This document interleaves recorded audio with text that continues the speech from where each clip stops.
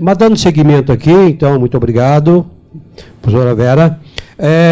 Eu vou passar aqui a professora Jussara Mendes, que é da Universidade Federal do Rio Grande do Sul, Porto Alegre, na capital do estado.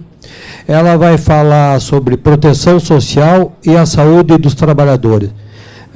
A professora é doutora em serviço social, professora do curso de serviço social da Universidade Federal do Rio Grande do Sul e coordenadora do Núcleo de Estudos em Saúde e Trabalho e vice-presidente da Abraste nessa nova empreitada do Josué. Professora, é contigo. Muito obrigada. Então, bom dia a todos e a todas. Da mesma forma como os dois companheiros de mesa já se manifestaram, é uma honra e um prazer estar aqui nesse dia, não apenas trazendo questões de ensinamentos, porque não é isso, mas também aprendendo e crescendo juntos, né? Que essa é a grande proposta. Eu acho que a grande questão, e eu trabalho muito nessa direção, é de romper os muros da academia e fazer trabalhos articulados com os sindicatos, com os serviços. E essa tem sido, então, uma das perspectivas do meu trabalho na Universidade Federal do Rio Grande do Sul. Além disso, essa área de saúde trabalhadora, ela me é muito cara. Eu trabalho com essa área há uns 20 anos ou mais.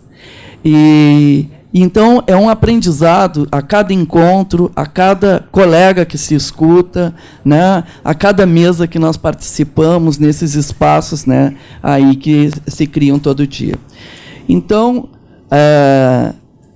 as nossas organizações, elas se dão assim: vem, tu vai participar de uma mesa, né? Vamos lá, fecha uma mesa e tal. Ainda comentei com um colega aqui. Eu disse, meu Deus, eu acho que nós vamos repetir as coisas, porque nós não conversamos entre nós.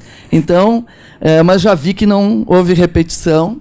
E a minha intenção é discutir com vocês a questão da proteção social. Então, a proteção social, ela significa para o trabalhador o tripé da seguridade, né? Então, que é a assistência, é a saúde e é a previdência. Sendo que a única que é universal é a saúde, que está, como aqui já foi dito, com sérios riscos, né, na beira do penhasco para ser desmontado. Atendendo o quê?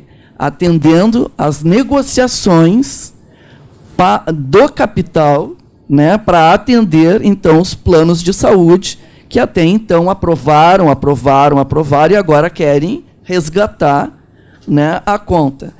Então, o momento, a Vera fala que é triste, os colegas falaram, realmente a gente está tentando buscar forças, né, porque a indignação nossa é muito grande, sabe? Não só resistência, eu acho que estamos conseguindo, mas a indignação, superar a indignação, né, não é uma questão fácil. E por quê, né, gente? Estamos, então, diante de uma destruturação dos dois pilares da proteção social que foram construídos historicamente, né, para a saúde dos trabalhadores. A previdência social, que, como o Marco Pérez vai falar, né, à tarde, né, Marco? Não sei se é agora e não, mas assim, a previdência social que foi praticamente banida, né? Passou a ser um escritório em um determinado local e que o Marco vai estar trazendo. Que se constituiu um pilar de proteção social que assegurava o direito no processo de saúde e doença, na incapacidade para o trabalho, o direito à aposentadoria e o pilar do trabalho enquanto direito ao trabalho e trabalho saudável. Então, vocês vejam, quando a gente vê esses pilares e a saúde, que aqui também está sendo ruído esse pilar, o que nos resta de proteção social? O que resta aos trabalhadores de proteção social? O que a gente tem levantado é que essas reduções radicais propostas de mudanças, reduções de direitos a cada dia, sabe? A cada dia nós vemos um direito a menos, né? Afetam diretamente e consubstancialmente a saúde dos trabalhadores.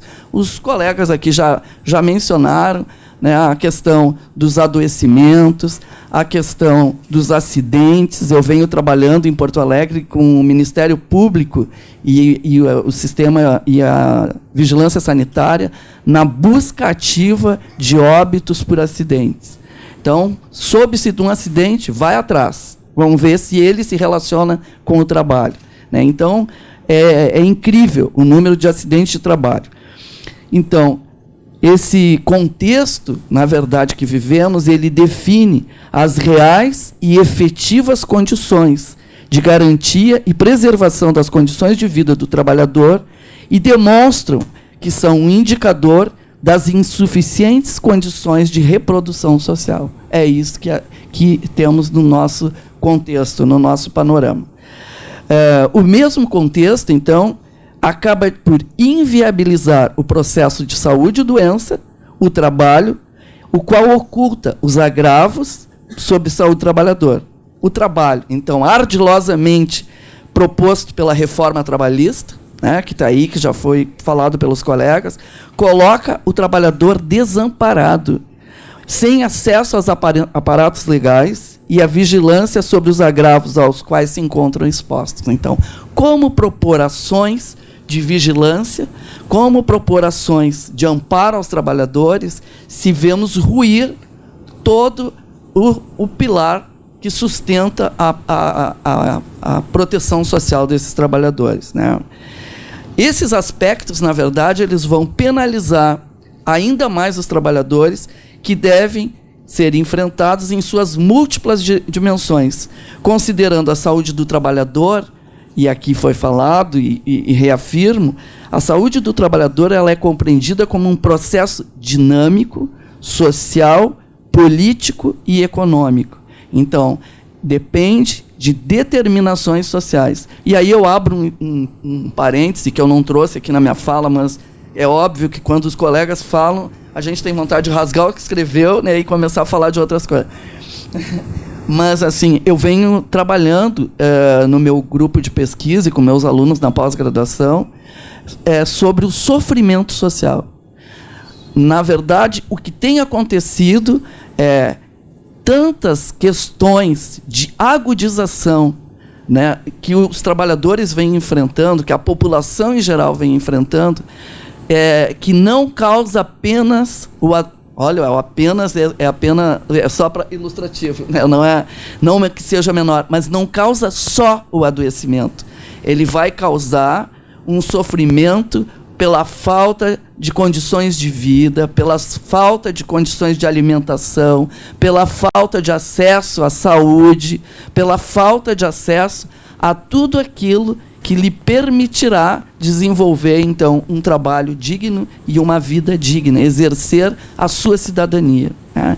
Então, isso, vários autores franceses vêm utilizando, e eu tenho trabalhado, que isso se constitui um sofrimento social. E eu complemento dizendo, é um sofrimento social e ambiental, que o nosso ambiente está sofrendo igualmente, né, com o que vem ocorrendo aí, com todas essas transformações e que a Vera traz, né, a questão da reestruturação produtiva, né, quais os impactos disso na realidade, né, na realidade social. Por outro lado, não podemos deixar de dizer que a situação ela se agrava e tem um traço essencial que é destrutivo de direitos, de identidade social, todas as formas de manipulação para afastar os trabalhadores do sindicato, cortar recursos do sindicato, sabe? Afastar cada vez mais, criar barreiras, sabe? E de emancipação coletiva. Então, essas questões são as principais barreiras que vejo de aproximação nossa e de formar esse coletivo que os colegas falam e que nós discutimos ontem, de unir forças para superar esse momento grave que estamos enfrentando. Grave e de indignação. Bem, aí eu falo que a Vera já falou, da modernização das leis trabalhistas, né? Que está lá, consubstanciada na consolidação das leis do trabalho, criada em 43, e essa retirada, esse movimento todo que protege de forma arbitrária e tendenciosa o empregador. O empregador está protegido, gente. O empregador e ao trabalhador vai restar o quê? Regras rígidas que, além de inviabilizar aos desfavorecidos economicamente, a gratuidade do acesso à justiça, acima de tudo, aumentam as jornadas de trabalho, que a Vera já falou, a terceirização de atividades fins, entre outras desvantagens aos trabalhadores. O que resta, gente? O trabalhador, sujeito de direito, se torna o que tem sido chamado de homens carcaça. Sujeitados a esse contexto de barbárie. Não podemos aceitar isso. Não é possível. A luta pelos direitos sociais tem sido, acima de tudo, uma luta permanente da classe trabalhadora para garantir a sua efetivação. Nesse sentido, os direitos sociais, assim como individuais, constituem os direitos fundamentais assegurados pela Carta Magna brasileira, que ainda tem muitas questões preservadas, mas que nos impõem essas barreiras todas, né, que foi levado aqui. Por outro lado, apesar dessa instabilidade permanente, no que tange à implementação e efetivação, é preciso admitir que o modelo de seguridade social previsto no contexto constitucional e brasileiro, restrito ao que eu falei, ao tripé da seguridade, ele realmente não traz outras questões essenciais que são direitos, como o direito à moradia, à educação, aquilo que o próprio conceito de saúde pública nos traz, brasileiro, do SUS, né? O que o SUS nos diz. Portanto, não significa pensar que a legalização dos direitos sociais, por si só, garante a sua efetivação. Então, não adianta isso. Uma outra questão, eu estou cortando algumas aqui, porque 20 minutos Então, as conquistas sociais acumuladas, elas têm sido transformadas em causa de gastos excedentes. Então, temos que cortar. Muitos gastos, são gastos excedentes. E que, segundo é dito, é a raiz da crise fiscal dos estados. No Rio Grande do Sul, nós temos um governador que está encerrando o seu período de gestão e, até hoje, nunca os funcionários, os servidores públicos, receberam seu salário integral e em dia. O sofrimento desses trabalhadores, a falta de recurso para ir trabalhar, a falta de recurso, as famílias tendo que apoiar, sabe? E o prefeito, o Marquesan, que eu chamo de o Júnior, então, deita e rola em cima dos trabalhadores e de tudo. Então, assim, é isso. Esse é o nosso fantasma hoje, né, com o qual nós convivemos. Então, o que se verifica? Uma captura das instituições brasileiras, colocando-se a serviço do mais radical neoliberalismo econômico e do retrocesso social. Uma perversa tentativa de minimização do Estado na área de economia social e em nome do mercado, o santo mercado, né? Os argumentos apresentados lá pelo governo, por meio do relator da reforma trabalhista, o deputado Rogério Marinho, ele afirmou: a proposta não vai retirar direitos. Lembram disso? Quando ele disse, a proposta de reforma não vai retirar direitos, vai ajudar a preservar empregos, dar segurança jurídica ao empreendedor, gerando novos postos de trabalho. E acrescentou, os fatos demonstram que há uma enorme insegurança jurídica e que há necessidade de lei. Fato, temos 13 milhões de pessoas desempregadas. A pejotização é total. Hoje, eu vou cuidar da minha assistência, eu vou cuidar de tudo, eu sou o dono da minha vida e não tenho, o Estado não tem nenhuma necessidade de proteção com relação ao trabalhador. Então, assim, é com isso que a gente lida. De fato, a reforma levou à precarização das relações de trabalho. Bico é emprego digno. E a proposta abre espaço para o bico institucionalizado. Então, aqueles que trabalhavam e ainda tinham bico, agora esse bico passou a ser institucionalizado. Tá? O argumento do governo, portanto, é débil e cheio de contradições. Vários pontos da reforma são declaradamente inconstitucionais e longe de ser considerada uma lei moderada, como é dito. O fortalecimento do neoliberalismo, assim que atravessou a República do Brasil, então desde 90, e com a consumação do golpe, né, porque foi golpe, é golpe, vivemos o golpe, né, de Estado lá em 2016, se consolidou, então, essa agenda conservadora, o pacote das contrarreformas que respondem diretamente aos interesses da burguesia brasileira. É inegável. Ou seja, essa ofensiva de ataques e retirada de direitos, historicamente conquistados, não foram da noite para o dia, foram muitas lutas, intensificaram-se e mantém essa tendência depois da tomada de posse do Michel Temer. Famosa frase que ele pronunciou no seu primeiro discurso à nação: não fale em crise, trabalhe. Lembram? Não fale em crise, trabalhe. Essa foi a famosa frase dele lá do início. Também gostaria de trazer que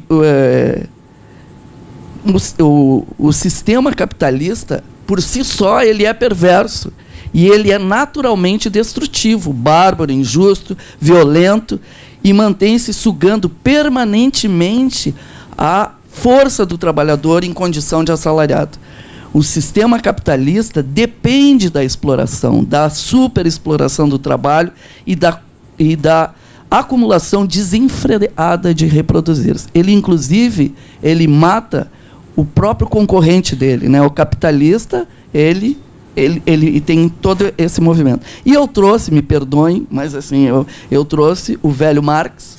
Olha o que diz o Marx lá num dos trechos, né? O capital não tem a menor consideração pela saúde e duração de vida do trabalhador, a não ser quando é coagido pela sociedade a ter consideração. A queixa sobre degradação física e mental, morte prematura, tortura do sobretrabalho, que é disso que foi falado aqui, ele responde, o dono do trabalho. Deve esse tormento atormentar-nos, já que ele aumenta o nosso gozo. O gozo é o lucro. É disso que o empregador vive. De modo geral, porém, isso também não depende da boa ou má vontade do capitalista individual. A livre concorrência impõe a cada capitalista individualmente, como leis externas, inexoráveis às leis imanentes da produção capitalista. Vejam que temos um gigante imenso, né, aí a ser enfrentado.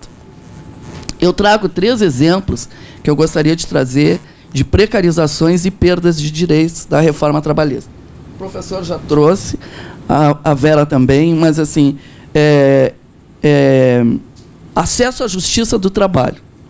Então, a lei, no artigo 507b, diz: é facultado a empregados e empregadores, na vigência ou não do contrato de emprego, firmar o termo de quitação anual de obrigações trabalhistas perante o sindicato dos empregados da categoria, dificultado para todos os trabalhadores ajuizamento de ações trabalhistas. Em situações de violação dos direitos trabalhistas, as incertezas do processo podem levar o trabalhador a sair com uma dívida em caso de perda da causa.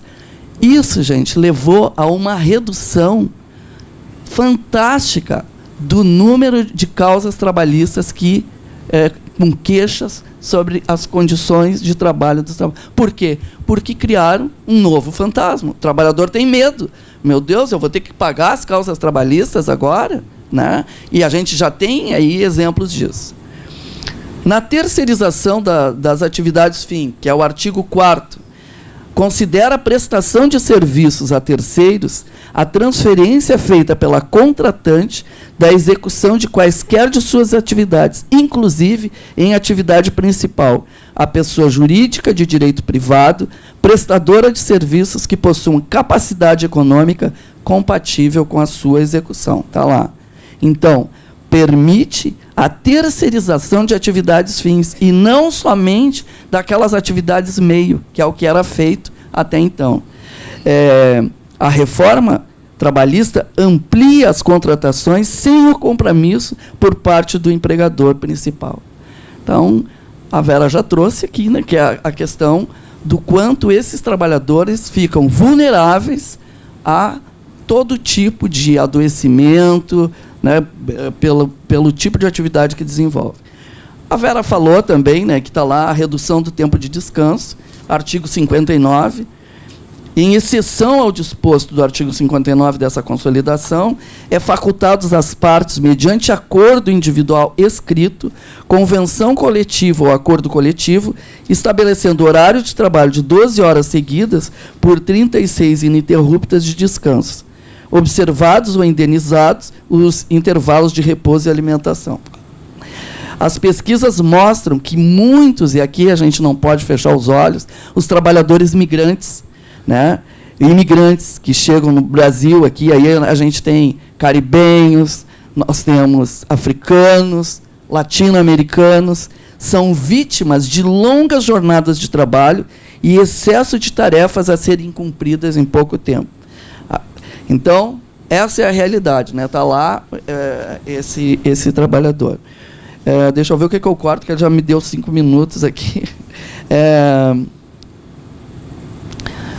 No entanto, a nova lei trabalhista em vigor muda, isso é importante, substancialmente as relações de trabalho, beneficiando totalmente os empregadores, ou quase totalmente, em uma relação desigual de servilismo e de expropriação dos direitos desses trabalhadores. Impõe normas que inviabilizam os trabalhadores desfavorecidos, economicamente, a gratuidade de acessão, então, à justiça, aumentando jornadas de trabalho, permitindo essas atividades fins que já falei. Portanto, o que temos que pensar é refletir acerca dos impactos dessas mudanças nas condições de vida dos trabalhadores. E é de grande relevância para nós pararmos para pensar, considerando a relação desigual que permeia esse binômio capital-trabalho. Empregadores e empregados, na qual o primeiro explora e o segundo para além de seus limites. Então, o que temos a dizer que essa reforma acaba por intensificar a criação de trabalhos precários, ampliando a terceirização, inclusive para a atividade, e criando outros trabalhos precários, como o trabalho intermitente. Aponta para a reorganização e a necessidade vigente da resistência coletiva. Todos nós falamos, né, da classe trabalhadora em defesa desses direitos, em desmonte, né? No contexto atual, e eu estou já encaminhando para o encerramento, no contexto atual destaca-se o papel dos sindicatos como legítimos representantes dos trabalhadores e a imperiosa necessidade de intensificar a sua organização para enfrentar os desafios do seu tempo presente. Mas essa luta não pode esquecer de atentar e combater o forte aparato ideológico do capital e criar estratégias que venham aproximar o trabalhador do sindicato. em torno de situações para regimentar forças para uma luta maior. Assim, são muitos os espaços de resistências que se complementam, assim como esse que reúne diferentes segmentos sociais alinhados em defesa do trabalho digno, dos direitos dos trabalhadores e da saúde para todos. E estamos todos na luta, todos articulados e tentando garantir essa resistência e buscar estratégias e mediações para lidar com o tempo presente. Portanto, pessoal, vamos à luta.